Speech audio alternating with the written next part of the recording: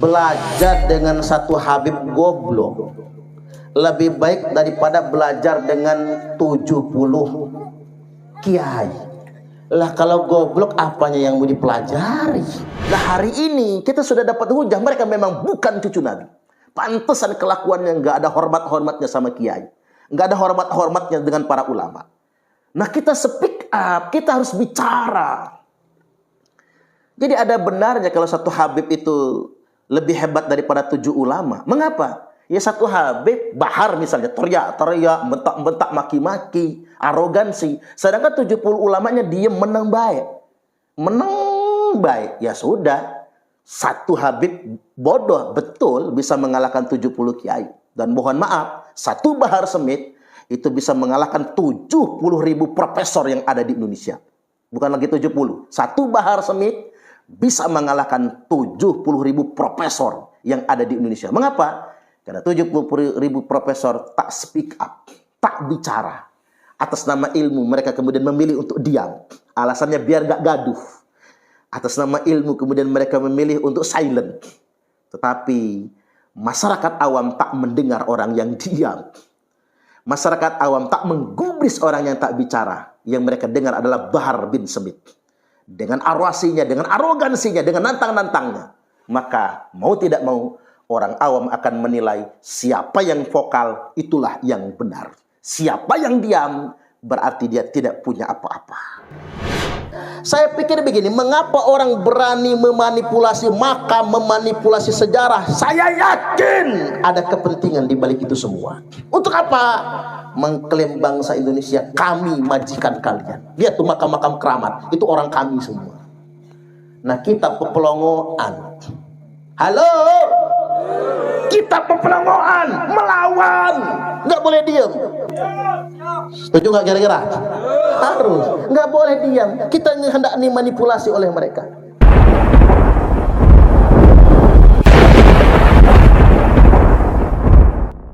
Apalagi atas nama nasab, saya cucunya Kanjeng Nabi. Walaupun nggak sholat, walaupun nggak puasa, walaupun ahli maksiat, masuk surga. Itu ajaran sesat itu. Nasab tidak bisa menolong. Waman batta'a bihi amaluhu lam yusri' bihi nasabuh. Barang siapa yang lamban amalnya, kopong kesolehannya, nasab sehebat apapun tidak bisa menolongnya. Nggak bisa. Ketakwaan tidak bisa dikejar dengan nasab. Maka jangan banggakan nasab. Karena begini Bapak Ibu, ciri orang sombong itu apa? Al-kibru batarul haqqi wa ghamtun nas. Orang sombong itu menolak kebenaran. Mentang-mentang yang ngomong Parman. Mentang-mentang yang ngomong Kiai Imad. Mentang-mentang yang ngomong itu adalah Kiai Maftuh Ghazali. Ahwal orang biasa. Menolak kebenaran, wa ghamtun nas, merendahkan sesama umat manusia. Apa yang dikatakan merendahkan sesama umat manusia? Merasa nasabnya lebih mulia dari orang lain. Kan ada yang sampai ngomong begini, belajar dengan satu Habib goblok lebih baik daripada belajar dengan 70 kiai. Lah kalau goblok apanya yang mau dipelajari? Kan gak masuk akal. Satu, belajar dengan satu Habib goblok lebih baik daripada belajar dengan 70 kiai. Nah kalau goblok apanya yang mau dipelajari Pak? Ya santrinya tambah goblok. Ini bahaya ini doktrin-doktrin yang kayak gini Bapak Ibu. Saya ingin ingatkan pada kesempatan kali ini. Halo, betah-betahin ya. Baik, ini ngaji beneran ini. Saya akan masuk Bapak Ibu tanpa disadari. Dari tahun kelahiran Nabi hingga tahun 1446 Hijriah ini, umur umat Islam ini sudah 1499 tahun. Setahun lagi 1500. Gimana cara ngitungnya? Ya kan hijrah itu umur Nabi sudah 53 waktu hijrah. Umur Nabi 53 tahun hijrah. Nah hijrah itu diambil tahun pertama hijriah. Berarti kalau sekarang sudah 146 Hijriah, 1446 Hijriah tambah 53 tahun, berarti sekarang 1499 tahun lamanya. Nah, ternyata di usia 1500 ini Bapak Ibu akan ada tragedi. Apa itu? Rasulullah sallallahu alaihi wasallam bersabda, "Dzakaran Nabiyyu sallallahu alaihi wasallam fitnatal ahlas wa fitnatas sarra." Nabi telah mengingatkan dua ujian yang akan dialami umat Islam. Terutama ini kayaknya umat Islam di Indonesia tampaknya ini. Dua ujian pertama, fitnatul ahlas, fitnah ahlas, wa fitnatu sarra, dan fitnah sarra. Para sahabat bertanya kepada Nabi, wa ma fitnatul ahlas ya Rasulullah, apa itu fitnah ahlas? Kanjeng Nabi menjawab, hiya fitnatu harabin wa harab.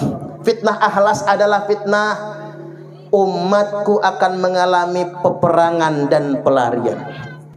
Umatku akan dijajah oleh bangsa asing. Mereka akan diperbudak oleh bangsa asing. Yang tertangkap diperbudak, perempuan dilecehkan, yang laki-laki dipekerjakan, yang bisa lari selamanya akan jadi buronan. Ya fitnatu harabin wa harab. Ini kata Kanjeng Nabi. Dan ternyata Bapak Ibu, Indonesia adalah umat Nabi yang dijajahnya paling lama. Tak minum dulu ya. Kok ada yang nyangkut kayaknya. Bu, sekali-kali agak serius nggak apa-apa ya. Pokoknya kalau nggak dong nggak apa-apalah, dengerin aja. Jadi ini situasi dan kondisi di mana umat ini dijajah, dan Indonesia adalah bangsa Muslim, umat Nabi yang paling lama dijajah. Negara-negara Arab nggak selama itu loh, Pak. Negara Arab, Asia lainnya, India, Pakistan, Bangladesh nggak selama kita. Malaysia nggak selama kita. Sing kesuwen Indonesia sampai diangkut ke Suriname, Pak. Makanya orang Jawa itu di mana-mana ada pokoknya. Jadi kita korban penjajahan. Nah, sekarang kita analisa mengapa Indonesia itu paling lama dijajah. Karena ternyata Bapak Ibu, yang menjadi penghalang kita adalah saudara kita sendiri. Kita nyebutnya londo ireng. Ada saudara-saudara kita sendiri yang menjadi pengkhianat saudaranya. Saya ingin tegaskan pada kesempatan kali ini, contoh apa? Ini fakta. Kita ingat Bapak Ibu Syarifah Fatimah. Syarifah Fatimah itu ngaku putune Kanjeng Nabi. Ini Syarifah Fatimah ini jangan sebut Syarifah lah, Habibah Fatimah. Asal Hadramaut Yaman. Datang ke Indonesia ngaku cucunya Kanjeng Nabi. Karena ngaku putune Kanjeng Nabi dinikahi oleh Sultan Zainul Arifin. Tahu siapa Sultan Zainul Arifin? Itu adalah Sultan Kesultanan Banten, Duriat Maulana Hasanuddin, Duriat Sunan Gunung Jati. Setelah dinikahi ternyata Syarifah Fatimah berkhianat. Dia bekerja sama dengan VOC menjebak suaminya sendiri, Sultan Zainul Arifin. Lalu diasingkan di Sulawesi. Maka mulai saat itu hancur Kesultanan Banten, Pak. Yang berkhianat itu siapa? Orang yang ngaku putune Kanjeng Nabi. Hati-hati makanya. Akhirnya Syarifah Fatimah Bapak Ibu selingkuh dengan Gubernur Jenderal Belanda. Namanya Gubernur Jenderal Baron van Imhoff. Oh, tak apalin pokoknya. Pengkhianat soalnya. Jangan lupa ngapal-ngapal itu. Itu Gubernur Jenderal Belanda itu yang memanfaatkan Syarifah Fatimah. Maka lantas kemudian dia berselingkuh, surat-surat cintanya tersimpan di Dinas Kebudayaan DKI Jakarta sampai detik ini masih tersimpan bukti perselingkuhan Syarifah Fatimah dengan Gubernur Jenderal Belanda. Akhirnya dia ditentang masyarakat Banten, para tubagus menentang semua. Akhirnya Syarifah Fatimah diasingkan di Kepulauan Seribu, mati minum racun. Awas, kalau diajak ziarah ke Kepulauan Seribu ada makam Syarifah Fatimah, jangan tabarukan ke sana, itu mati minum racun. Itu pengkhianat Bapak Ibu. Balik lagi, lanjut. Tahun 1825 sampai 1830 kita mengenal apa? Perang Diponegoro. Wih, hebat Pak, Pangeran Diponegoro itu hebat. Belanda itu mengatakan perang terbesar yang susah ditaklukkan Belanda adalah perang Diponegoro. Habis pasukan Belanda Bapak Ibu, betapa banyak kerugian mereka. Tapi saya perlu ingatkan, siapa yang menipu Pangeran Diponegoro sampai beliau tertangkap? Namanya Habib Ibrahim Ba'bud. Buka buku sejarah. Habib Ibrahim Ba'bud itulah yang menipu Pangeran Diponegoro. Dibujuk agar mau mengadakan acara halal bihalal Idul Fitri di rumah Gubernur Jenderal Van Gogh. Namanya aja gak enak nyebut, Van Gogh, gak enak nyebutnya itu. Di Magelang. Kata Habib Ibrahim Ba'bud, nggak usah khawatir Pangeran, pokoknya saya ngejamin Pangeran tidak akan ditangkap. Ini murni silaturahim. Saya pastikan Gubernur Jenderal Belanda akan memegang perjanjian kesepakatan. Ini murni diplomasi, tidak akan mengkhianati. Ya, karena berkali-kali diyakinkan, yang meyakinkan juga Habib Pak, yang ngaku cucu Kanjeng Nabi, mau datang, akhirnya dikepung, tertangkaplah Pangeran Diponegoro. Habis selesai perlawanan masyarakat Jawa. Kemudian yang berikutnya lagi, Aceh adalah bagian kawasan Nusantara yang paling sulit ditaklukkan oleh Belanda. Tapi mau tahu mengapa Belanda bisa mengalahkan Aceh? Gara-gara Habib Abdurrahman Az-Zahir. Dia pura-pura berperang bersama masyarakat Aceh melawan Belanda. Tapi strateginya menjebak perlawanan masyarakat Aceh. Aceh dibantai oleh VOC. Habib Abdurrahman Az-Zahir pulang ke Yaman. Bekipas dia Pak. Ini perlu kita sadari. Selanjutnya tahun 1888, buka sejarah, bisa di searching di Google, Geger Cilegon. Ini kan banyak orang Sundanya ya. Geger Cilegon. Syekh Abdul Karim punya murid namanya Kiai Wasid. Syekh Abdul Karim itu adalah sepupunya Syekh Nawawi Tanara.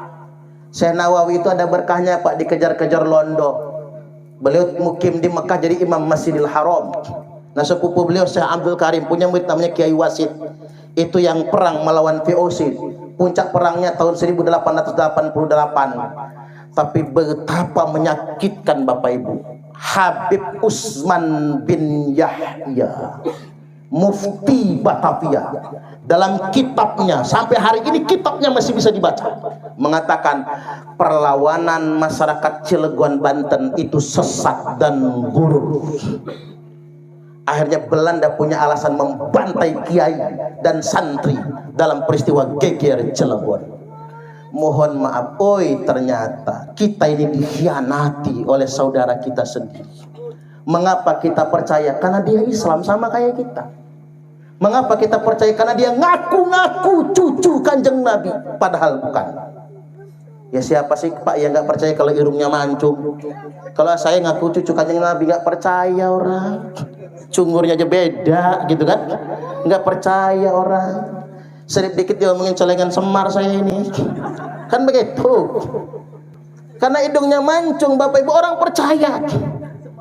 Jadi jangan lupakan sejarah jas merah, kata Bung Karno. Jangan sekali-kali lupakan sejarah.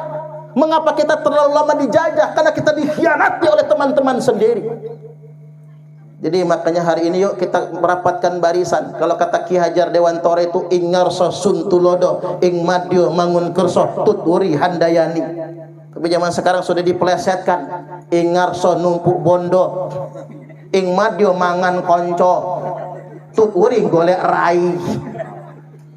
Makanya Bapak Ibu, kita nih sekarang susah membedakan mana lawan mana kawan. menjegal kawan seiring, menggunting dalam ripatan, menjadi bara dalam sekam, menjadi duri dalam daging. Ayo jangan jadi pengkhianat kita. Ayo bersama-sama rawi-rawi rantas, malang-malang tuntas. Kita bersama membangun Indonesia Raya tercinta. Rapatkan barisan, berdiri sama tinggi, duduk sama rendah. Tidak boleh ada orang yang merasa kastanya lebih istimewa daripada orang lain. Tidak boleh. Sekarang kita lanjut. Tsumma fitnatu sarra. Setelah penjajahan bisa kita usir, 3,5 abad kita dijajah oleh Belanda. Lantas kemudian Jepang menjajah sebentar, lalu kita proklamasikan kemerdekaan Republik Indonesia. Tsumma fitnatu sarra. Lalu muncul kata Nabi, fitnah sarra. Apa itu fitnah sarra?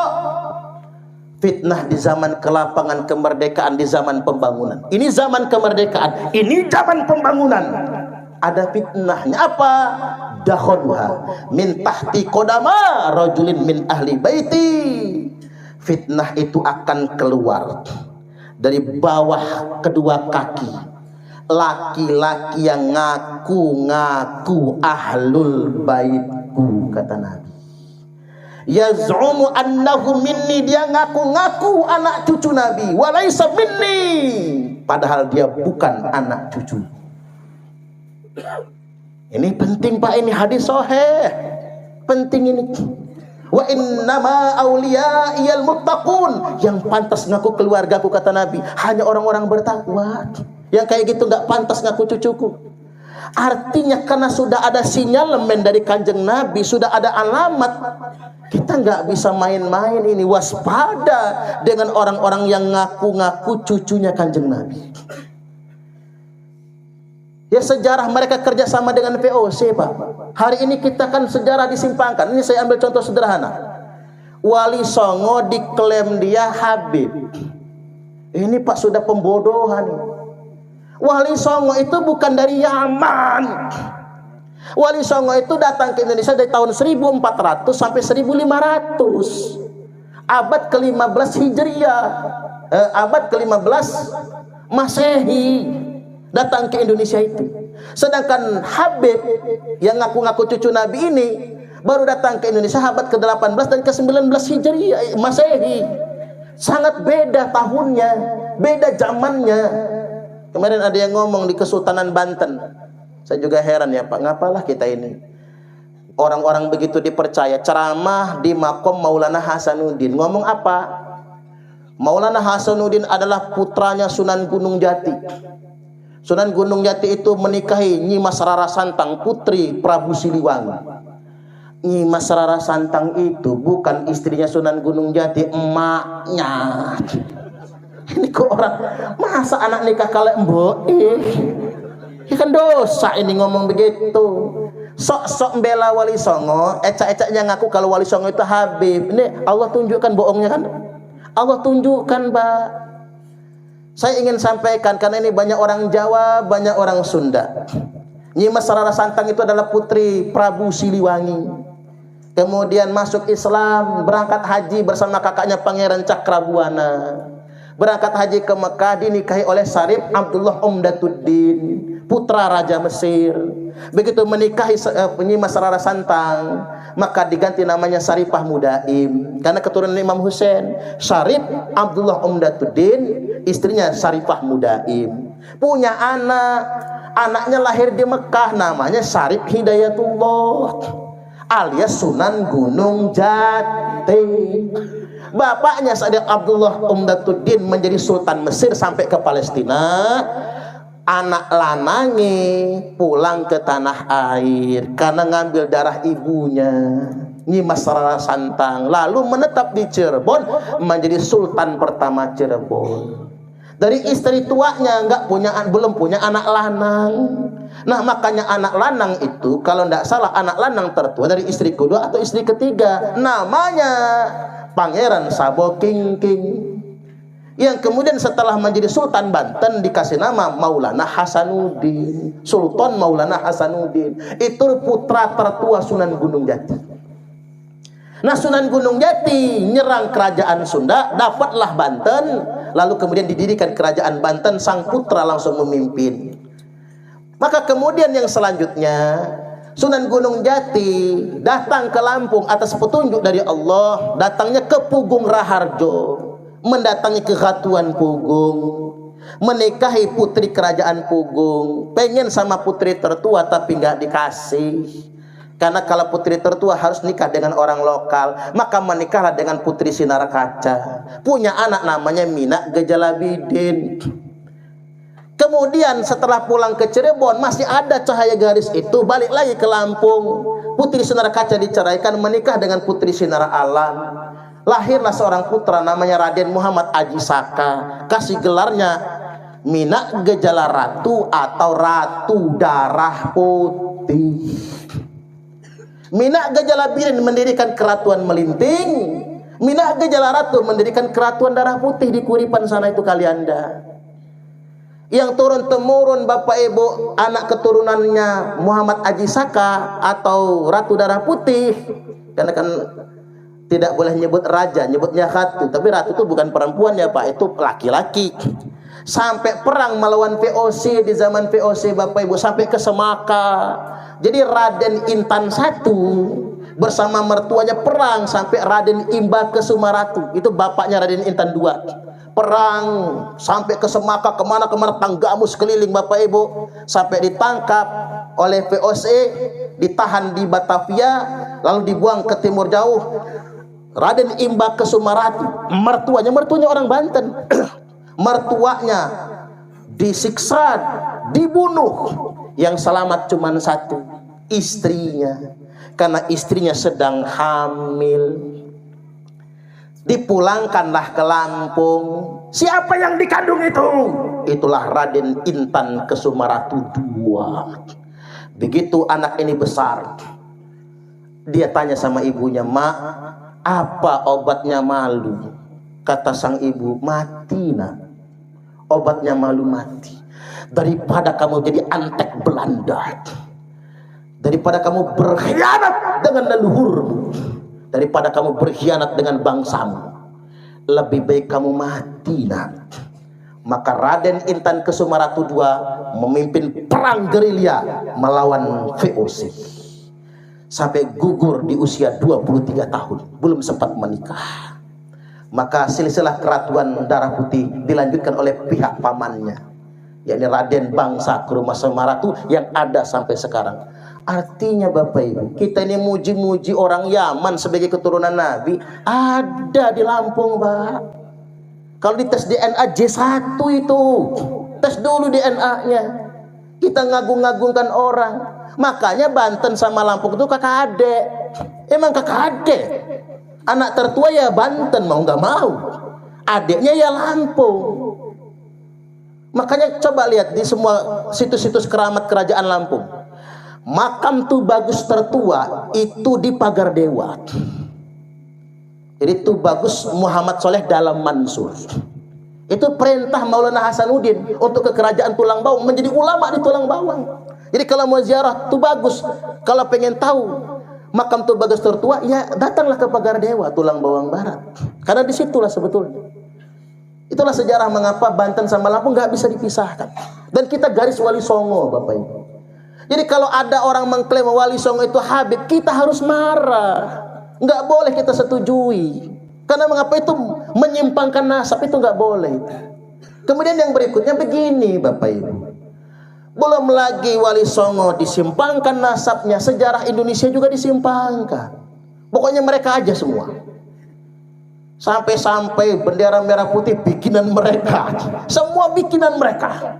Sejarah bangsa diklaim seakan-akan, apa kata mereka? Saya sakit hati betul ketika mereka mengatakan, kalau tanpa Habib Indonesia ini masih nyembah pohon. Mapas.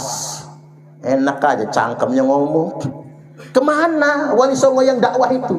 Kalau tanpa Habib Indonesia ini masih dijajah oleh Belanda. Ini manipulasi sejarah, kita gak boleh diam. Saya ingin sampaikan, ini bukan gerakan rakyat aturan, ini gerakan pemerintah mestinya.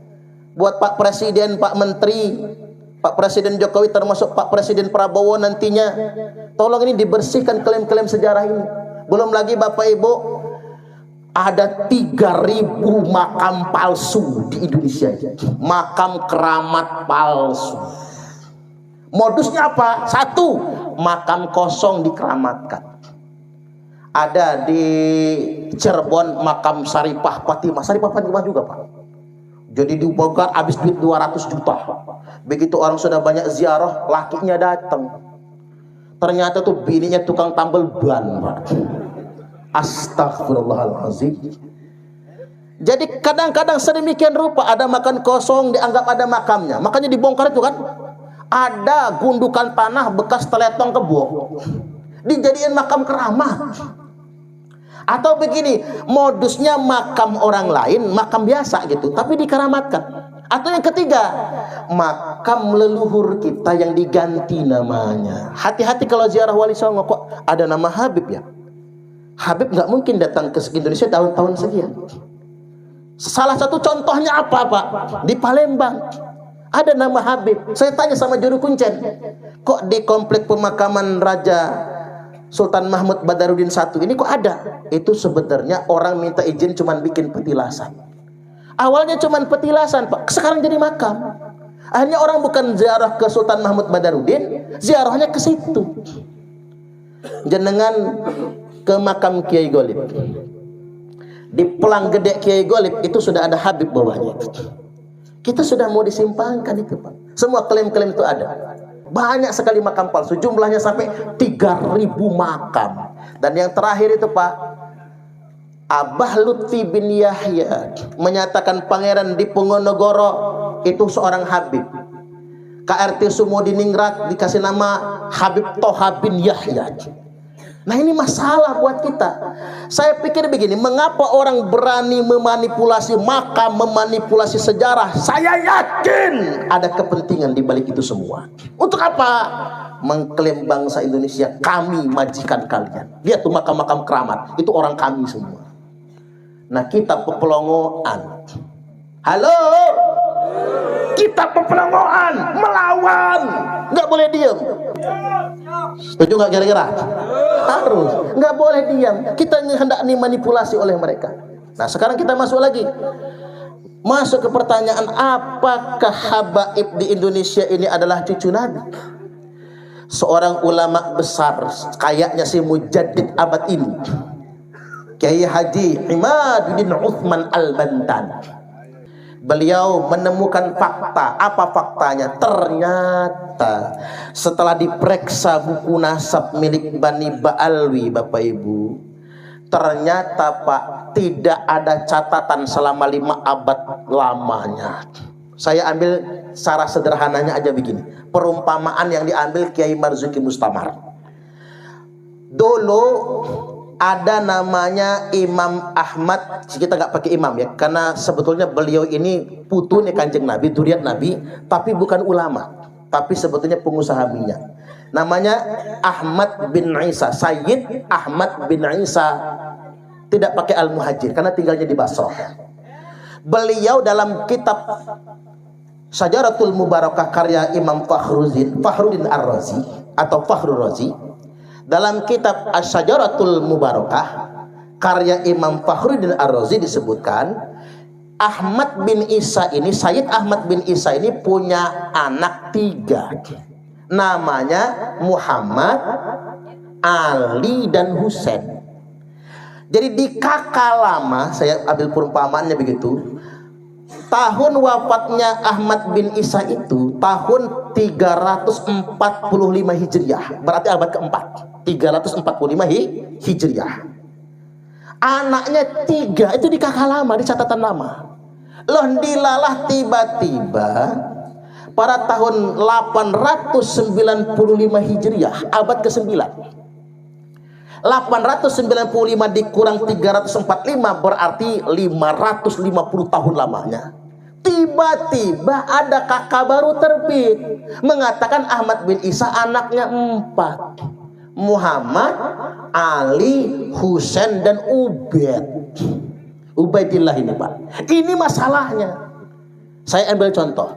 Di data tahun 2024 anaknya Soekarno itu 1, Megawati Soekarno Putri, Sukmawati Soekarno Putri, Rahmawati Soekarno Putri, Guru Soekarno Putra, Guntur Soekarno Putra di tahun 2024.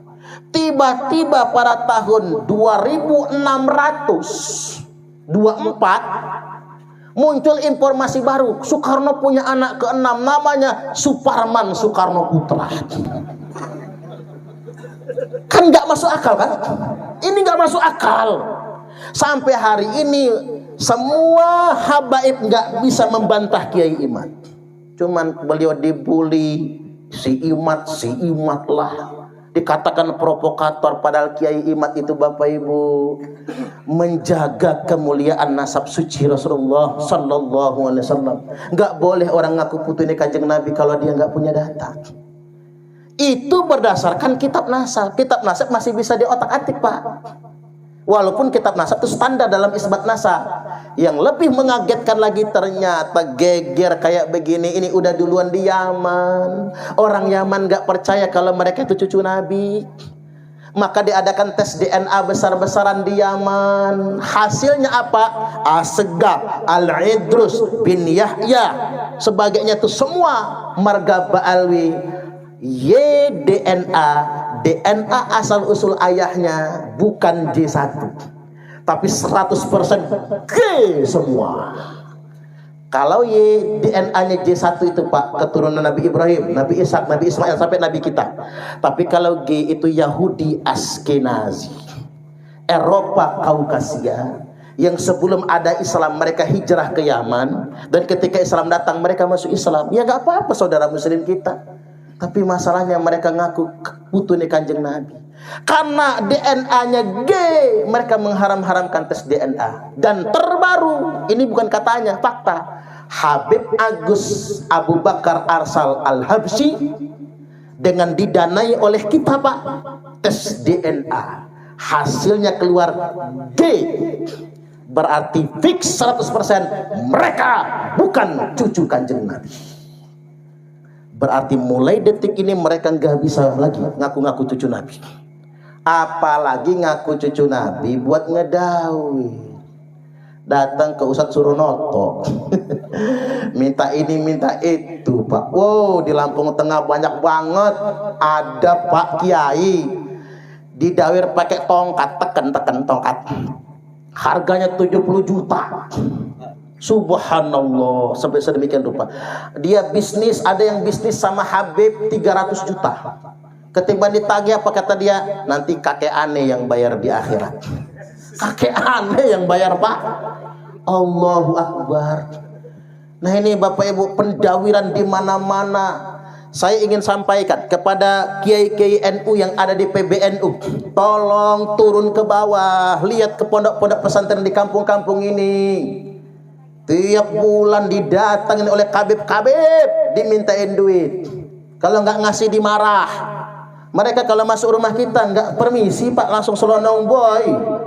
Bahkan membuka kamar, ini fakta loh. Tanya kalau nggak percaya sama yang pengalaman. Masuk kamar, Bapak Ibu buka lemari. Nah gimana kalau bini belum pakai baju? Ini betul-betul soal adab. Tapi mengapa mereka bisa melakukan itu? Karena ngaku cucu Nabi. Itu masalahnya. Nah ini kan nggak bisa kita biarkan, Mbak. Apalagi di Jawa kan kiai dikaploi kampung-kamplengin palanya. Bahkan ada kiai sepuh di Lampung, kiai sepuh Pak, ribuan santrinya didatengin kabib belum lama, dimintain duit, dikasih amplop tipis, diginiin amplopnya depan kiainya. Berapa ini? Wih, kalau ada laskar udah langsung dikampleng itu orang. Nah mengapa kiai itu nggak marah? Karena ini putunya Kanjeng Nabi. Nah dari sini kita sudah bisa pastikan mereka bukan cucu Kanjeng Nabi. Maka kita harus tegaskan tolak. Kalau dia datang ke rumah kita minta apa, kopi, minta coklat, minta kopi 10 kilo, mahal kopi itu soalnya. Minta duit, minta apa, nggak usah repot-repot, beliin aja gorengan. Beliin gorengan, 2 kasih ke dia, yang lain kasih anak bini kita. Kalau dia jadi tamu kita, ya hormati sebagai tamu. Tapi kalau dia mau ngatur-ngatur kita, suruh pulang dia. Karena mengapa? Dia telah mengkhianati Nabi. Dan ingat, Syarif Mekah memenjara orang yang menyantumkan namanya Sayyid atau Syarif di depannya. Sayyid Suparman itu dipenjara, Pak. Karena mengapa? Dianggap menghina Kanjeng Nabi. Maka semua orang yang ngaku-ngaku cucu Nabi mencantumkan nama Sayyid di depan namanya, Syarif di depan namanya, tapi kelakuannya nggak sesuai dengan akhlak Nabi, dia sama saja telah menghina Rasulullah Sallallahu Alaihi Wasallam. Nggak boleh yang sedemikian rupa itu. Ini harus diterangkan, disampaikan kemana-mana agar kita semua paham, tidak dieksploitasi lagi. Belum lagi itu Pak, ada yang suka menghina-hina pemerintah. Mereka kemudian dinobatkan menjadi imam jumbo, imam besar maksud saya, menghina pemerintah. Coba ceramah di Teluk Betung ngomong apa itu? Jokowi banci, coba buka celananya dengan head. Na'udzubillah. Jokowi itu kayak gitu presiden loh, nggak boleh kayak gitu. Jokowi dihina, Pak Prabowo dihina oleh mereka, kayak cangkemnya cangkem melek betul. Dan saya sayangkan begini, mengapa aparat negara cenderung membiarkan mereka? Karena mereka itu ada masa banyak muhibin yang rela mati dan galak Pak.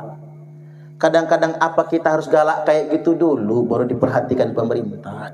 Kadang-kadang yang manut-manut kayak kita ini kadang-kadang diabaikan. Dengerin tuh Pak pemerintah, yang harus dibela itu kan yang manut-manut kayak kita ini, betul nggak kira-kira? Yang ngeyel-ngeyel begitu tuh ngerusak negara itu. Dia kaya dengan jualan agama, pengikut dia berkorban nyawa demi membela junjungannya. Jadi jangan sampai sedemikian rupa. Baik, dikit lagi ya, saya masuk ke dalil dulu Bapak Ibu. Rasulullah Sallallahu Alaihi Wasallam telah bersabda, ma min rajulin idda'a li ghairi abihi wa huwa ya'lamuhu illa kafara billah. Tidaklah seseorang yang mengakui seseorang sebagai bapaknya padahal orang itu bukan bapaknya, wa huwa ya'lamuhu, dia tahu itu bukan bapaknya. Ngaku-ngakui seseorang yang bukan bapak padahal dia tahu, illa kafara billah, kecuali pasti dia telah melakukan kekafiran kepada Allah Ta'ala. Hati-hati, kalau bukan bapak kita jangan diakui. Itu terkait dengan nasab dekat, terkait dengan nasab jauh. Wa manidda'a qauman laisa lahu fihim nasabun, barang siapa yang mengaku-ngaku, idda'a itu ngaku-ngaku Pak, dalam darah aneh nih mengalir darah Rasulullah, itu ngaku-ngaku namanya Pak. Wa manidda'a qauman laisa lahu fihim nasabun, barang siapa yang ngaku-ngaku nasabnya berasal dari kaum tertentu. Saya keturunan Ratu Darah Putih umpama, saya keturunan Keratuan Melinting, saya keturunan Wali Songo, saya keturunan Nabi misalnya Pak. Laisa lahu fihim nasabun, padahal nasabnya tidak tersambung ke sana. Fal yatabawwa maq'adahu minan nar, silakan dia ngapling sendiri tempat tinggalnya di dalam neraka, atau menempati kapling yang sudah disediakan untuknya di dalam neraka. Hati-hati, kita nggak boleh ngaku-ngaku. Nah, di bagian akhir saya ingin sampaikan begini. Kalau ingin meronsen ahlul bait Nabi dari akhlaknya begini. Halo, wah ini saya yakin gak ada yang ngantuk, husuk ini malahan ya. Dikit lagi ya Bu, tanggung ya. Jadi Hasan dan Husain radhiyallahu anhuma putu ini Kanjeng Nabi, putu kesayangan Pak. Nabi sujud aja dijadiin kuda-kudaan leher Nabi, Nabi gak bangun takut anaknya sang cucu tercinta jatuh. Dua putu ini Kanjeng Nabi sakit, meriang, nggak sembuh-sembuh, makin hari makin parah. Kata Ali, Fatimah, yuk kita puasa aja nadar. Dengan bernadar ini mudah-mudahan Hasan Husain sembuh. Langsung ikrar nadar puasa 3 hari. Sore langsung sembuh. Bayar nadar dong. Ahlul bait Nabi nggak akan pernah menunda bayar hutang. Ahlul bait Nabi nggak akan pernah berkata begini, nanti kakek aneh yang bayar. Nggak mungkin. Kalau ahlul bait Nabi lanjut nadar. Kata Fatimah pas sahur, bang nggak ada yang dimakan. Udah kita niat minum air saja. Besok saya kerjalah Imam Ali minta wol dengan pengusaha Yahudi. Kemudian Yahudi itu memang sugih soalnya Pak. Minta wol tempat orang Yahudi. Muamalah boleh dong dengan beda agama. Lantas kemudian dapat upah cukup buat makan 3 hari. Beli tepung, bikin roti, jelang berbuka. Lagi nunggu adzan maghrib, datang orang miskin kelaparan udah 3 hari gak makan. Ahlul bait Nabi nggak tega Bapak Ibu. Oleh Imam Ali serahkan semua makan berbuka, nggak jadi berbuka, cuman minum air saja. Hari kedua niat puasa lagi karena hutang itu wajib. Maka menjelang berbuka bikin roti, pas mau berbuka datang anak yatim ketok pintu, kelaparan dan telanjang.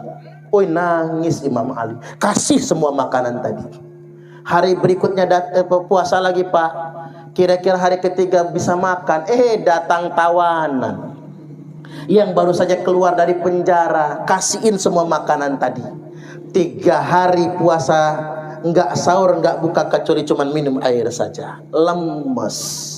Cuman kan pinter, punya pikiran, kata Ali, yuk kita ke tempat kakeknya Hasan Hussein. Kan pernah Bapak Ibu kalau lagi ada beras kan main tempat mbahnya anak-anak gitu, siapa tahu numpang makan kan gitu, pinter juga. Sampai ke rumah Nabi, kan Nabi heran, kok pucet miring-miring jalannya, kan kelihatan orang itu lemes. Ada apa, kata Nabi? Fatimah cerita, begini Abah, Nabi brebes Pak, luar biasa, saking terharunya dengan kelakuan Ahlul Bait ini tadi. Turun firman Allah, wa yut'imuna at-ta'ama ala hubbihi miskinan wa yatiman wa asira. Mereka memberikan makanan yang sangat mereka cintai untuk orang miskin yang kelaparan itu, untuk anak yatim yang telanjang, dan untuk tawanan yang baru saja keluar dari penjara. Itulah Ahlul Bait Nabi, dzurriat Nabi, anak putu ini Kanjeng Nabi. Gengsi, dawer, minta-minta sama umat, gengsi. Lebih baik dia kelaparan daripada minta. Dan justru apa saja yang dia cintai akan dia kasih kepada umat.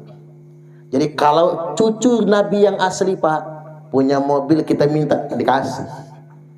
Ada kiai minta mobil, Sayyid, mobilnya bagus, saya mau pakai buat ngangkut santri, harus ngasih.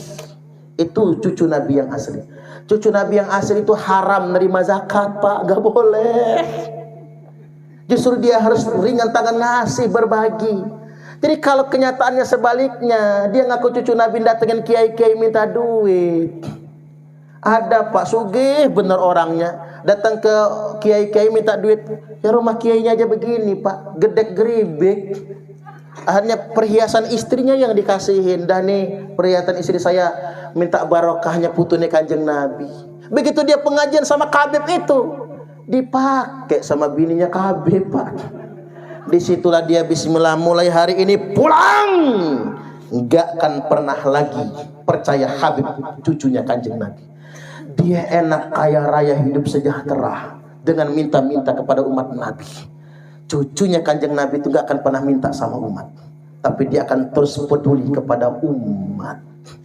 Makanya saya gak mau Pak ngaku cucu Nabi karena berat konsekuensinya. Baik, itu saja dulu Bapak Ibu. Terlalu semangat kalau mau disampaikan semua ya jam 12. Kami adalah Laskar Sabilillah, pecinta Wali Songo dan para anbiya, pewaris peradaban Islam di Nusantara hingga berkibar bangsa Indonesia.